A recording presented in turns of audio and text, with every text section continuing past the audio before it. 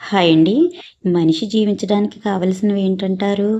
కొంప, కూడు, గుడ్డ, నీరు కదండీ! నిజానికి మనిషి వీటి అవసరాలను ఎప్పుడో దాటిపోయాడు. కడుపు నిండితే చాలు అన్న రోజుల నుండి నోటికి రుచుల కోసం పరుగులెత్తుతున్నాడు. అలాగే ఒంటిని కప్పుకునేందుకు బట్ట అన్న సంగతి మరచి ఫ్యాషన్ కోసం వెంపర్లాడుతున్నాడు. తలదాచుకునేందుకు ఇల్లు అన్నది మరచి స్తోమత లేకపోయినా ఆర్భాటాల కోసం అప్పుల పాలైతే అవుతున్నాడు. నిజానికి చెప్పాలంటే మనిషి తనున్న స్థితిని, పరిస్థితిని ఆనందంగా అనుభూతి చెందడం మరచి రేపటి కోసం వెంపర్లాడుతూ పరుగులెత్తుతున్నాడు. నాకు తెలిసి మన మనుషులం ఒక్కటే ఇలా ఆలోచిస్తామేమో అండి. ఎందుకంటే ప్రకృతిలో ఏ జీవి కూడా ఈ పూటకి కడుపు నిండితే చాలు అన్నట్టుగానే ఉంటుంది. అది కూడా మనం తినిగా మిగిలి పడేసే వాటి కోసమే ఎదురు చూస్తుందండి.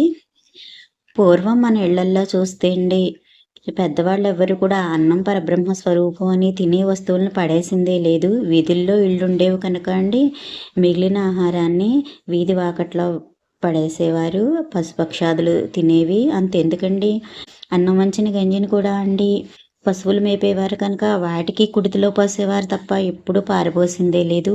ఇప్పుడు అపార్ట్మెంట్ లాంటి అగ్గిపెట్టెళ్లల్లో ఉంటూ తినే ఆహార పదార్థాలన్నీ కూడా మిగిలినవి చెత్త కుప్పల్లో పారపోస్తున్నామండి. పరాన్నబుక్కులుగా జీవించే ఈ జీవులన్నీ ఆకలితో మతిమందగించి మన మనుషుల మీదే తిరగబడుతున్నాయి. పూర్తిగా జీవన విధానమే మారిపోయిందండి. ఏం చేస్తాం మరి? మనం ప్రత్యేకంగా సేవా కార్యక్రమం అంటూ వండి వార్చేయక్కర్లేదండి. వీలైనంత మట్టుకు మనం తినగా మిగిలిన వాటిని మాత్రం ఇలా పరాన్నబుక్కులుగా జీవించే పశుపక్షాదులకు అందించగలిగితే చాలండి. ఇదిగోండి మా వీధిలోని 2 కుక్కలు అయితే పిల్లలు పెట్టాయి.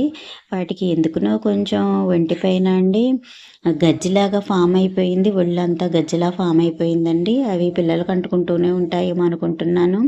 ఆ విధంగానే పిల్లలకు కూడా కాస్త అంటుకున్నాయండి. అవి కూడా చాలా ఇబ్బంది పడుతున్నాయి. చేత నేను టాబ్లెట్స్ అయితే తెప్పించానండి. అవి ఇదిగోండి అన్నంలో కలిపేసి పెడుతున్నాను. పోనీ పాపం వాటికి అది తగ్గుతుంది కదా, ఆ గజ్జి అన్నది తగ్గుతుంది కదా, స్కిన్ అలర్జీ అని. నోరు లేని జీవులు ఏం చేస్తాయండి? దు అంటే వస్తాయి, చీ అంటే పోతాయి. వాటిపైనే మనకి పెద్ద సభలు శాసనాలును. ఏం చేస్తాం మరి?